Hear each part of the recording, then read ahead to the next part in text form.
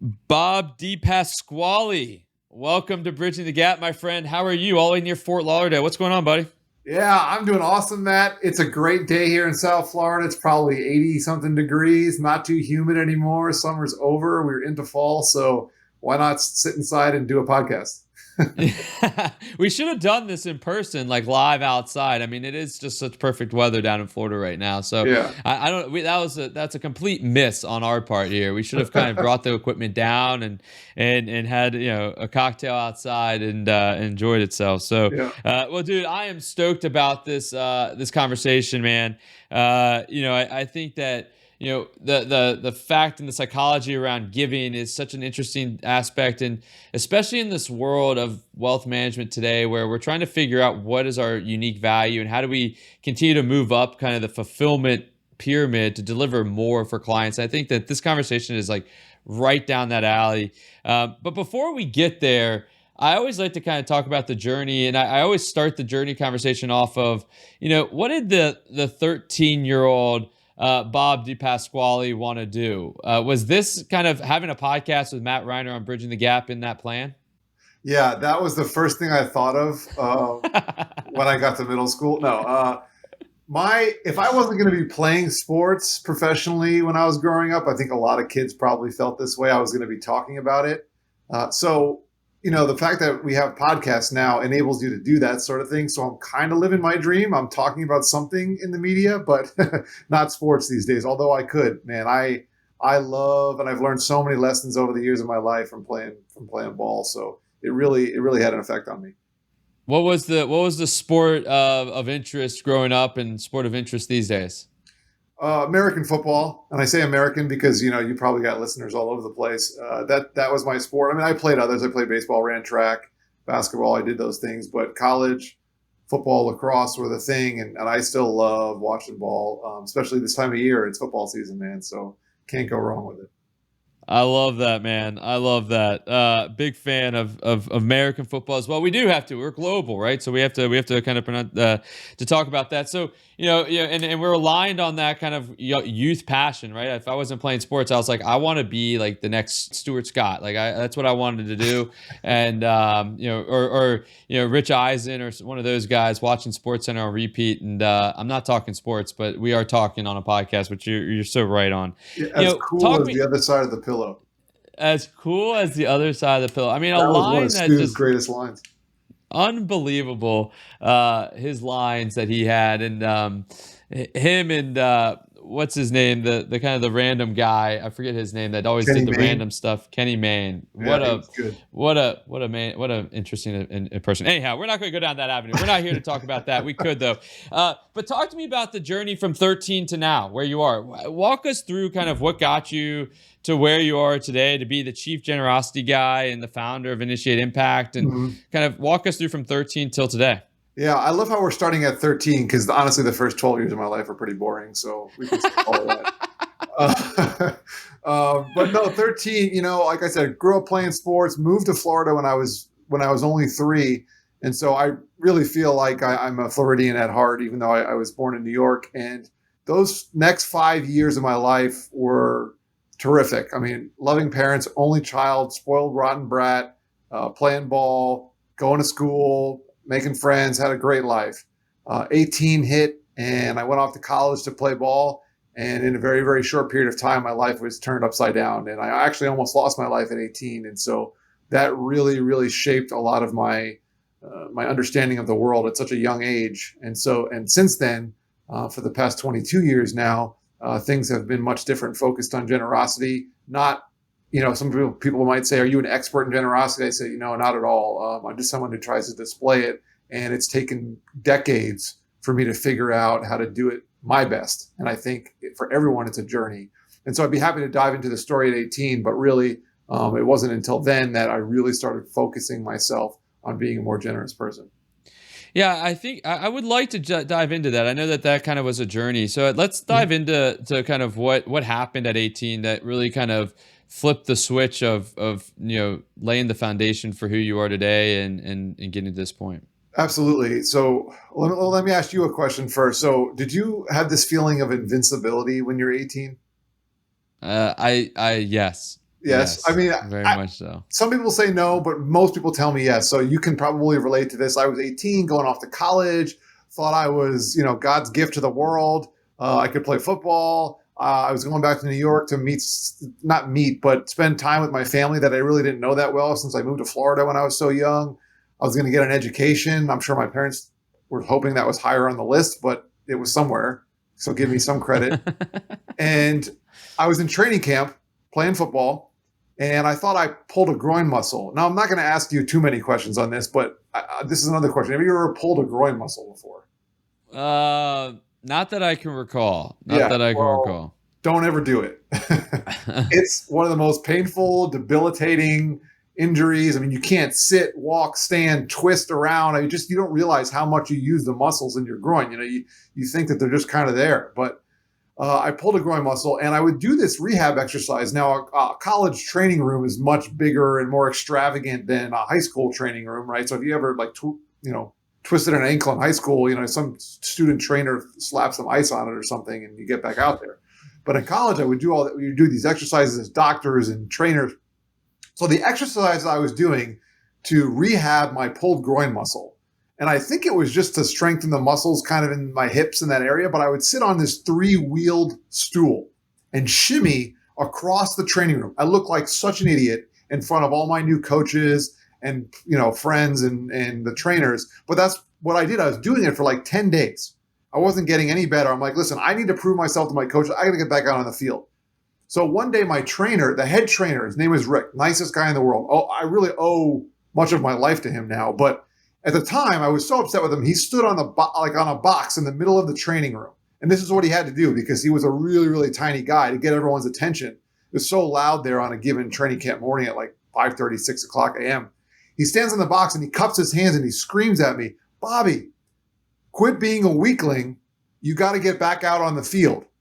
Now, when the head trainer calls you out and calls you a weakling, I felt like such a loser. And I was really upset with him, and I went to talk to him later that day, or maybe a half hour later when I was done rehabbing and practice was supposed to start. I said, Rick, listen, man, first of all, I don't appreciate you calling me out. And I'm like looking down at the guy, right? Because he's like 5'6", and I'm like, Rick, this is the problem with it. And he goes, no, you really need to get back out on the field. This is not getting any better. And I said, exactly, it's not getting any better. That's your job to help me get better. So anyway, he sent me to a doctor. Now, the series of the next week or so. Now, remember, I'm 18, so I'm technically an adult, but I'm going to all these doctor's appointments all around Long Island and New York and driving around. And these appointments would take hours. I would walk in, they're asking me all these medical history questions and then medical insurance. All these stuff is way over my head at the age of 18, but I'm technically an adult. And I had ultrasounds, CAT scans, sonograms, MRIs. I had every test in the book. I mean, the radiology departments of Long Island knew me, like I was the number one customer. And I remember having one final test. I'm thinking I'm finally going to get an answer. Maybe I need surgery. I get something's wrong with my groin muscle. I go into this doctor's appointment expecting to be there for like 4 hours, like all day long, like typically I would, because when you get these tests, you have to go through all this preparation and different things to get ready just to have the test, no less actually have it itself. And so I walk in, and 30 seconds later, I expected to be filling out paperwork for a half hour. Bob called me right back. I go right into the office. I sit down. Less than a minute later, the doctor walks in, and he looks me right in the eye and says, Bobby, you have cancer. And my jaw like hit the desk, Matt. I was totally blown away, not expecting this whatsoever. And he goes, don't worry, don't panic. We'll hook you up with an oncologist. You're free to go. And I said, well, I didn't say anything. I thought to myself, like, I don't even know what an oncologist is. So like, I didn't even know what to think. And I remember getting up and walking out of the building. Now my parents were flying up that day. The first game I was supposed to play in if I wasn't injured was 2 days later on a Saturday. Now we knew I wasn't playing in the game at this point, but they were still coming up to see the family and to see me. And they expected me to be in this appointment all morning. As soon as I got out of the building, I mean, it was like, Matt, like divine timing. I cannot explain it. The moment I walked out of the building, my phone rings. And it was my mom. She goes, hey, I wasn't expecting you to answer. I was going to leave a voicemail to let you know that we landed and we're on our way to your uncle's house. That's where they were going to be staying. And I was going to meet them. And she goes, but while I have you, how'd the appointment go? And I said, hey, Ma, about that appointment. And I had to tell her what happened or what he said. And I can't explain to you, Matt. It was dead silent, but she was like, I could hear my mom like screaming in her mind all at the same time. And the only thing I remember hearing when I said it was my dad on the other end. He was also in the car with her. And I knew he could tell something was wrong too, because he was like, Susan, that's my mom's name. Susan, what's wrong? And so we were just blown away. I met my parents back at my uncle's house, and I hadn't seen them. Remember, I'm like I said, only child, mama's boy from South Florida. Hadn't seen my parents in like 5-6 weeks. I mean, I'd never been away from home that long. And we said some prayers. We hugged each other. We shed a few tears and kind of looked at each other like, what's going on? Like, I'm this invincible 18-year-old, and now all of a sudden I have this, potentially terminal illness. So my doctor told me to not drop out of my classes. So I planned on starting college the next week and not going home to get treated. A couple days go by. It's now Saturday, the day for my first game, or what was going to be the first game. I didn't travel with the team. And my uncle's best friend comes over his house. And this is a key part of the story because we didn't know this guy. His name was Tim. Never met him before because we were living in Florida. And he comes over the house. He walks in the door. He says hi to my aunt and uncle and walks directly over to my parents. I mean, like a beeline straight to my parents. Doesn't know them from Adam. And he reaches into his pocket, pulls out his keys, and it seemed like he was shoving them in their face. I mean, he reached over to them and says, Bob and Susan, here you go. Take my keys. You can have my car for as long as you need it. I can't imagine what you're going through with your son right now. And they didn't know what to say. And I was thinking to myself, wow, that's the most generous thing that someone's ever done for me and my family. And so we were basically silent, didn't know how to thank the guy. And he said goodbye to my aunt and uncle and just left, was there for maybe 15 minutes and was gone. And we're like, who is this guy? And my uncle was like, well, that's Tim. He's a pretty generous guy. I was like, yeah, I see that. So that was critical because that was an incredible act of what I would call radical generosity from Tim. Like, who would ever expect someone to just give you their car? So a few days go by. It's now Tuesday morning. It's my second ever college class. Like I said, my oncologist told me to go to the doctor, to go to class. So I came out of my second ever college class on a Tuesday morning, and I went to the cafeteria. And I'll never forget this.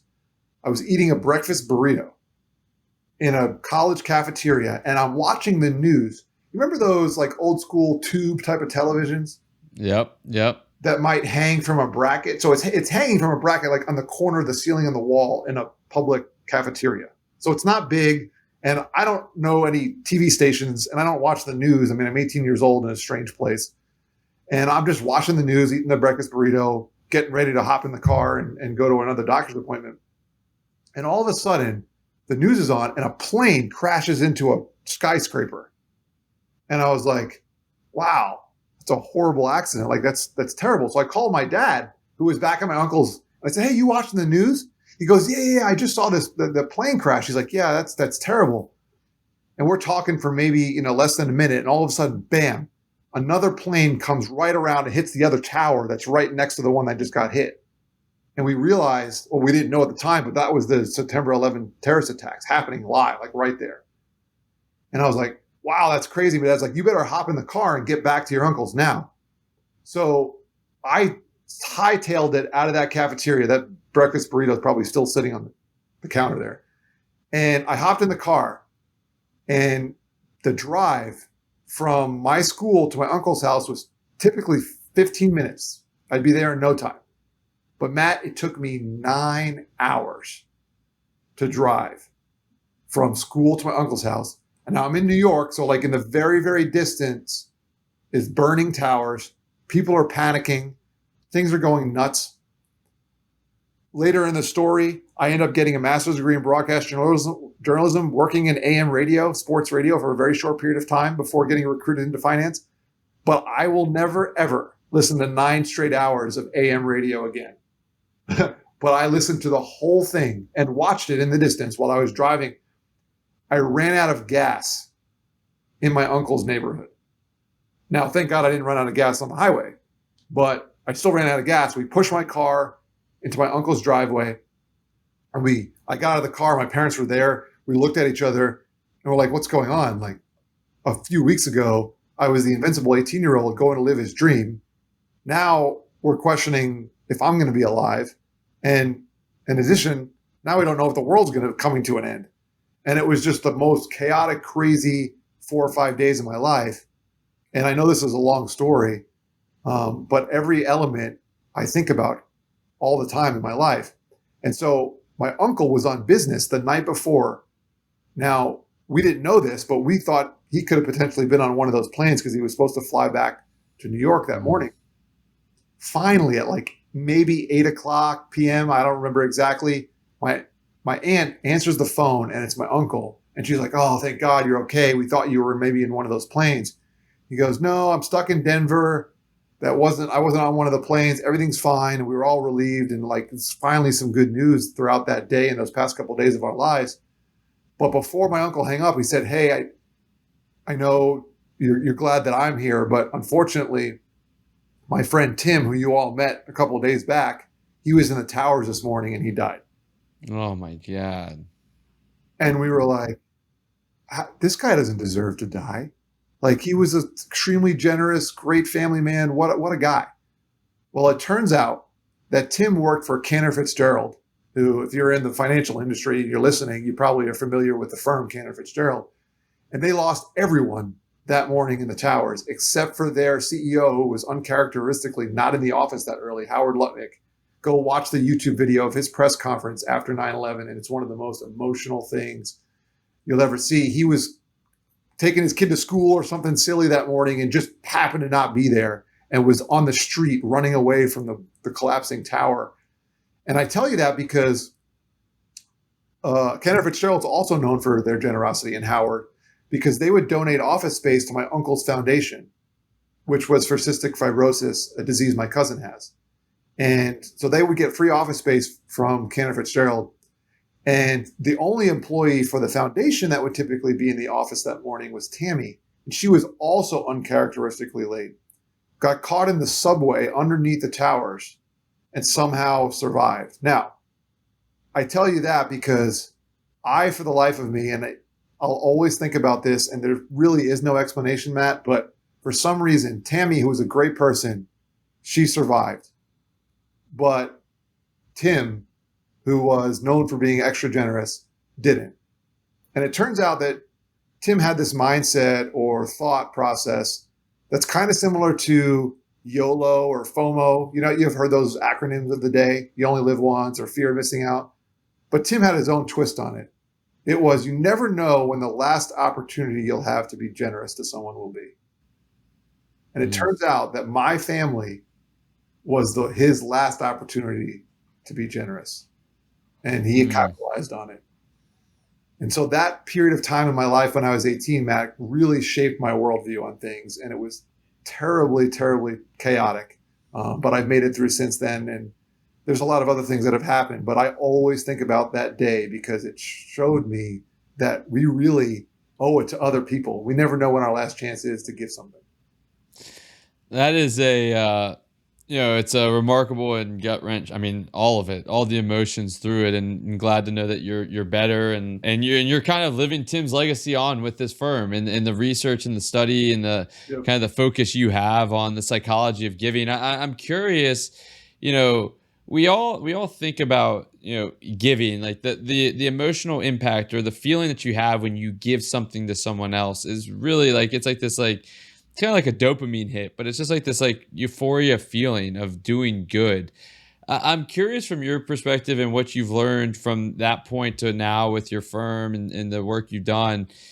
What is it about this? What is behind generosity, like from a psychological standpoint? Why does generosity make you feel better? Like, what is it about that as opposed to receiving? And I'm sure that giving feels so much better than receiving. What's the research behind that you found to be so effective?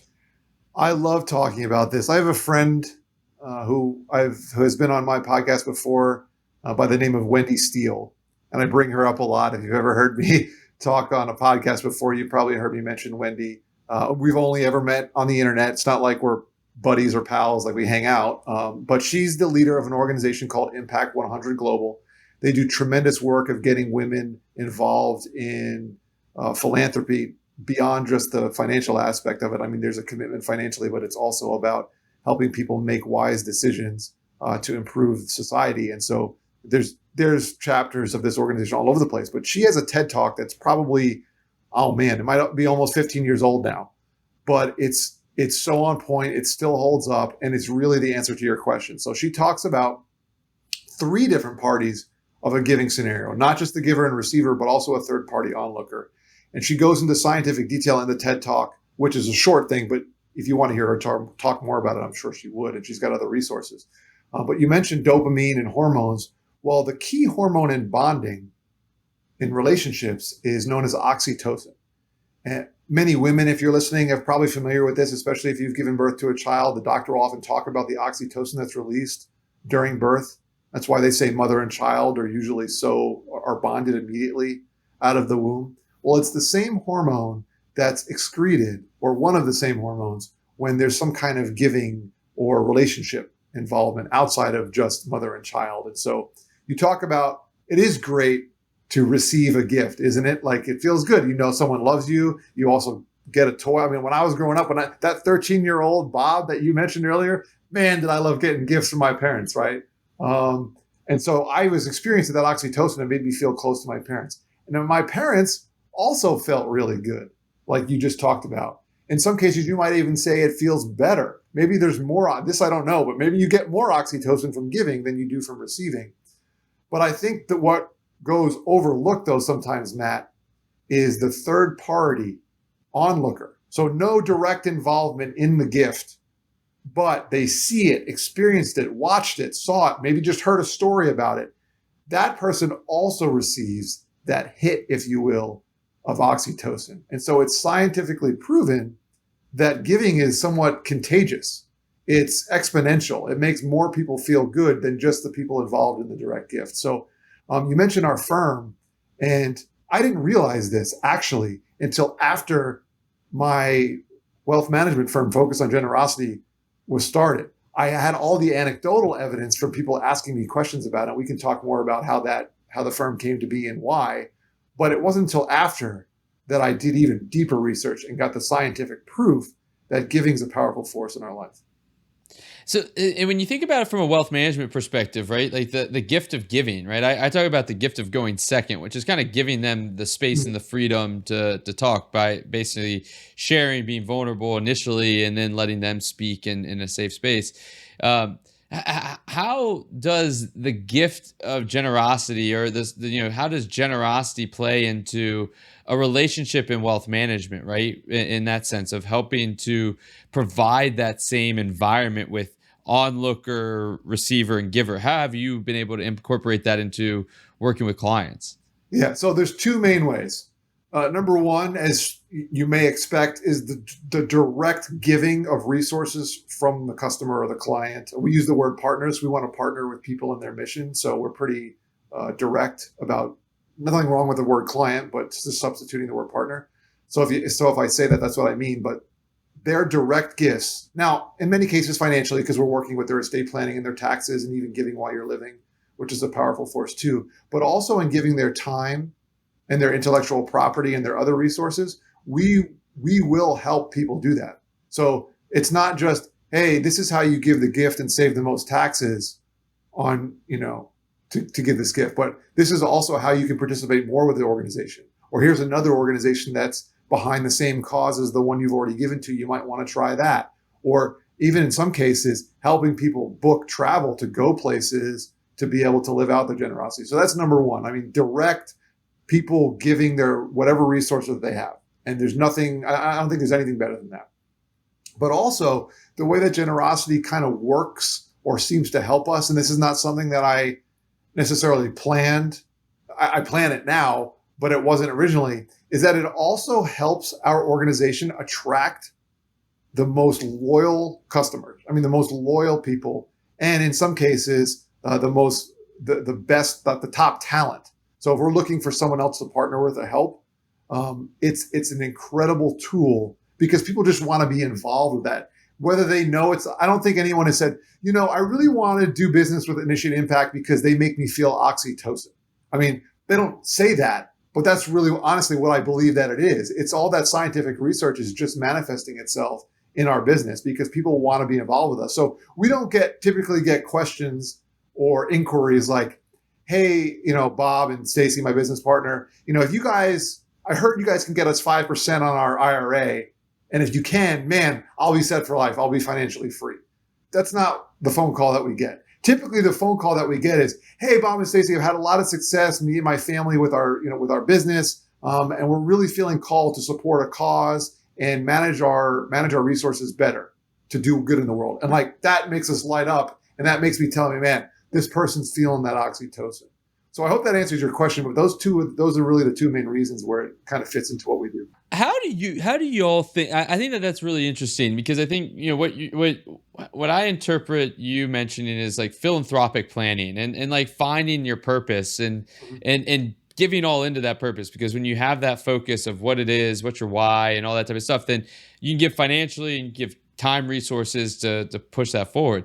Yeah. So how do you look at financial planning, right? Like, do you see the financial planning process as helping to identify causes, and then is it more of a philanthropic mentality of a planning aspect, or is it or it could be both, like an experiential like happiness, and they could be blended, but some people think about financial planning to help them reach a goal, which tends to incur spending on experiences or material items. Mm-hmm. Whereas what I'm hearing you say is it's more of planning to help to give. And that's a different way of planning. I'm curious of like how that process goes in your mind. Yeah, it's definitely planning to help to give, but I think we're shortchanging giving if we don't consider it experience on its own, as we've talked about. Fair. So we're absolutely planning for people to experience the things that they want to experience in life. It just so happens that many of those happen to be in support of other people. And so when we're doing planning, it's a very, very similar conversation to what anyone else is planning about. The difference is, sure, we have some specific technical expertise in that area. Like, we're very, very well versed in the financial vehicles that can help you do that. We just have to be by nature, but it's not like that. Honestly, is what I don't get super fired up about a charitable remainder trust. That's not like my thing. What I get fired up about is the conversation with the people and helping them build out what they actually want to do. Like, what's the desire?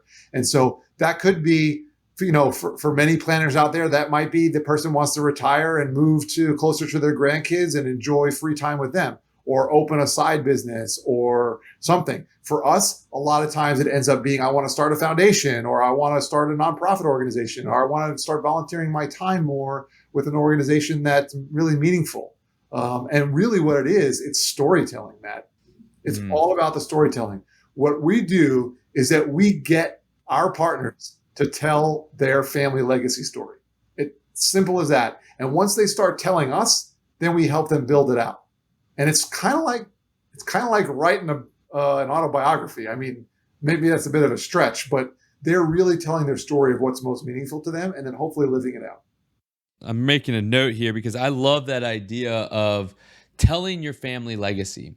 That's such an interesting way of understanding people as well. I mean, the insight and the understanding of who they are, where they come from, what their values are. Like, if you have them tell what their legacy story is, it's kind of like write your eulogy type of idea, right? How do you want people to remember you? I think that's really interesting. You mentioned in a lot of your content about this idea of radical generosity, and I'm curious on the difference between generosity and radical generosity, and if they're the same, how to continue to push, or the impact of radical generosity just on the industry as a whole. I'm curious on that, but is there a difference between the two? And if so, what is that? Yeah, 100%. There's a difference. They're absolutely related. I mean, they're still all encompassing under the umbrella of generosity. But one of the first things that I like to highlight here when I get a question similar to this is that I believe that generosity is a mindset and not an event. So this is a key foundation for the work that we do at Initiate Impact, the work I do speaking with organizations about how to build cultures of generosity. This is all important. It's a mindset. And what I mean by that is an event is a specific celebration or a result of something that's it ends, it's finite. And honestly, in many cases, it's fleeting. And so doing something generous or giving something because of obligation or expected remuneration or anything else is simply an event and not a mindset. And so radical generosity, what that means is that's taking a mindset that other people would otherwise think is not natural. Now, the word radical sometimes I think has a bad connotation in our society. Like it means that you're doing something negative, or you have malintent, or you're risking, it could be bad, and that's just not true. If you look up radical in the dictionary, I mentioned about what Tim did for my family back when I was 18. No one or most people in the world would not say, hey, my best friend's nephew just got cancer. I'm going to go give his family my car. Like, if you asked 100 people, how many of them would say that? Probably none of them. Maybe one if it was Tim. And so radical is doing something or thinking in a way that most people wouldn't think. So when I talk about radical generosity, it's the masses are giving money when they're supposed to, or time, or whatever. They're being generous. And this is not a criticism. If everyone on your block is supporting a neighbor because they're ill, you should be generous and do that. In fact, I have a really good story about that. But the people who are being radically generous are the people who are going above and beyond and doing things that everyone else is not doing to be generous. And that's why I think radical generosity is so powerful, because it gets people to think immediately and step out of their comfort zone. Like anyone I tell a story to about Tim, they're like, that's crazy. Why would the guy do that? No one's like, oh yeah, sure, of course he gave you his car. It just doesn't work like that. So radical generosity is powerful because it gets people to think. It catches attention immediately. And so if you're a person or an organization who expresses a radically generous mindset on a consistent basis, you're much more likely to be noticed. So it's a really powerful force. One of the questions I was going to ask is like the difference between what drives someone to be generous and drives someone to not be generous. And I think you answered it there. It's a mentality. It's a way of living. It's a way of thinking. It's a way of being. Mm-hmm. Then the question then gets to, because I can somewhat hear some listeners think about this as saying, well, like, what is the line? Like when like someone could take that way too far, and like they're always giving and they forget about themselves, and there's got to be some balance. Like, what have you, is there, and this may come off as like a bad question, and I'll accept that, but is there a line to where you're like too generous? Like, have you seen that like it actually ends up, it's like kind of like a rising thing, and it just like falls because you just hit a point where it becomes detrimental to either you, your relationships, your family. Like, have you seen any of that? Is there any examples of that? Or is it like, no, just go as far as you can go because you're never going to hit a bad spot? No. And actually, it's honestly a great question, because I believe there is a line, but I don't think the line is where most people think it is. And so what I find is the roadblock for people being generous is getting earlier and earlier in someone's life or experience or situation these days. And I have a whole explanation on that too. But to answer your question directly, there's absolutely a line, but the line is not in the beginning where you're trying to decide if I want to be uncomfortable or not, right? I mean, I think we can all agree that you need some discomfort in life to grow. The perfect example is, exercise. If you want to get bigger biceps, you got to make them burn a little bit. You need to feel the lactic acid. Well, it's the same thing in generosity. As you train your generous mind and your generous spirit, you're capable of more and more. The line for everyone is different, but it also moves. It's not a static thing. You can train yourself to think more generously. And so when you cross the line, that's when you're being overly generous and you're burning yourself out because you've done too much of it. And it's not typically related to time, I've experienced as well. It's not, well, I was generous at 8 a.m. or I was generous at in October, or I was generous when I owed money to the IRS, or I was generous when I had credit card debt. It's I was repeatedly generous over and over again and forgot to take care of myself. That's where the line is. Because, and you've heard it, there's plenty of content out there. If we don't take care of ourselves, then we can't show up our best for others. So there's absolutely a line, but it generally comes for most people after they're burnt out, if you will, not because they stepped out of their comfort zone and did something that they never tried before. Yeah, that's interesting. I mean, there is I think that everybody's point of, like, you think about it working out, you're talking about working out, like everybody's point of failure is always beyond what they can imagine it being in that point in time. And so it's the same thing with generosity. It's like always, that line is always further, and you got to go and push against it to identify where it is, and then you can retreat back on it. It's like, I love the concept of using generosity in the same frame as like working out or getting better at any skill or whatever it may be. Yeah. I do want to switch gears as we head to wrapping up. Before we do, though, you wrote this article around thinking. Mm-hmm. And I think it's got some lines into generosity, but it was this idea about thinking is focused on the past, intentional thinking is focused on the future, and how like this idea of intentional thinking really shapes entrepreneurs, people, etc. You reference Elon Musk in the article, and you talk about this idea of constantly learning and etc. and always there. Tell me more. First off, what spurred you to write that? Because I think it's super interesting focus point and blog post. But then dive deeper into what you think the power of intentional thinking is on that side. So I've always been the type of person that overanalyzes things, and maybe not overanalyzes. I just like analyzing and trying to figure out how things work. So I didn't realize until maybe, I was 30 years old that it can really hold you back in certain cases, because you're trying to think so much about how something happened already rather than trying to figure out what should be coming next. So I realized once I left my previous firm and started my own company that I had a little bit more freedom. Those of you know that you work for a large organization, sometimes you're a little bit limited from a compliance perspective to make sure, to try to be able to do things like podcasts and write books. So I had this opportunity, Matt, to suddenly express all this creativity that I didn't know I had. I could, like I said, write a book. I could start doing podcasts. I could do other media outlets. I'm trained in media. I mean, I love talking and communicating, and I was just somewhat limited before. And so then I was all of a sudden able to do all this stuff. So you asked why I wrote the article. I wrote the article because I was able to be much more intentional about my use of time and thought process. As opposed to being told what to do, now I suddenly said, I'm going to go learn new stuff, not study all the old stuff. So if you're more intentional about what's meaningful in your life, you're so much more likely to think about what's going to happen in the future.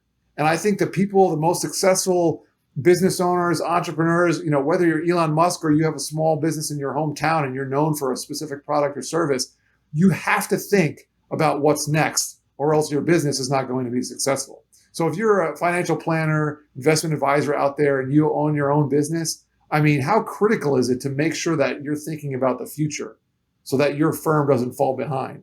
So if you're super intentional about what's meaningful in your life, I think you have to think about the future. Otherwise, you're going to lose track of success. You may not even know, you may lose your definition of success, which I think is a terrible thing for an entrepreneur. So intentional thinking is very important because it allows you to consider what can be, not just what has been already. You mentioned something there as well. It's a matter of intentionally thinking about what can be and then bringing it back to what you can do today. You can't get all the way to where you need to be. It's the action that you can take today to get there. 100%. Bob, this has been super interesting, and I think that your perspective on generosity and planning around generosity is refreshing. And it's a kind of a mentality that I think the industry needs to start taking, in the sense of the value that we can provide that goes beyond investment management. And it's actually a value that is controllable, which isn't around investment management, that provides that that feeling of good for your clients, and that ties them in. So I think it's super interesting. Before before I let you go, I always like to ask 2 wrap-up questions. I like to learn, I have a sense of curiosity, and I like to learn from people that are much smarter than me, like yourself. And the way I like to do is through reading. So I'm curious, outside of your book, which everybody should go get on Amazon, what is one of those books that, if we haven't read it or that we have read, we should reread, that you think is just so powerful and impactful for people to go out and read? Well, you talk about intentional thinking. I read a book about halfway into my career. Halfway at the time, it was halfway at my previous firm, and it's called the 12-week year. And it takes a year-long process of goal setting and trying to figure out all the things you want to accomplish in your business, and breaks it down into basically 4 different years, or the quarters of the year. And it changed my business. I suddenly went from, wallowing around to being much more intentional about planning and attacking my goals. And you made a key point about the action steps that you have to take in the present to reach the goals that you've intentionally thought about in the future. So 12-week year, it's a very simple read. There's a whole process, and there's more than just the book, but it's something I talk about a lot because it changed my business. So that's a book I would encourage anyone to read. It'd probably take you less than a week. You could read it in probably 2 hours, not even. I love that. And I'm a slow reader, so I love the optimism you have around my reading speed on that side. So, but the 12-week year. All right. Last question is, we talked about a lot today. If someone's just tuning in just for the end of this podcast, what's one piece of actionable advice that you hope listeners take away from our conversation here today? Ask better questions. My professor in grad school used to tell me this when I was studying broadcast journalism, and we were always struggling to put stuff together, whether it was for the TV show that we did, or I wrote an article for the Miami Herald, or radio, anything. His answer was always ask better questions. So the way this applies to generosity is this: a lot of people will tell me, Bob, how do I get involved in the community? How do I express my generosity more? I said, the only way you can be generous and giving to people who are in need is if you know what they need. So my encouragement to people: ask questions. Ask your neighbor, your friend, your family, your favorite podcast host, what do they need? And you'd be surprised on how easy it'll be to give something. Man, that is such a good piece of advice that can be used in every aspect of your life. Bob, and it's been a super pleasure. Your story is super inspiring, dude. And, I'm sure people are going to want to continue to follow your journey and continue to be inspired by what you're doing. So what's the best way for people to get in touch and continue to follow all the great things that you're doing? Absolutely. BobDePasquale.com. You can find links to my socials, which are just at BDEPA, BDEPA. And I love to talk. DMs are always open. Have a generous day, and we'd love to talk about it. Bob DePasquale, man, super inspiring. Go follow him. Thanks for everything you're doing for the people you serve and for the industry as a whole. Stay well, and thanks for joining us here on Bridging the Gap, man. Thanks, Matt.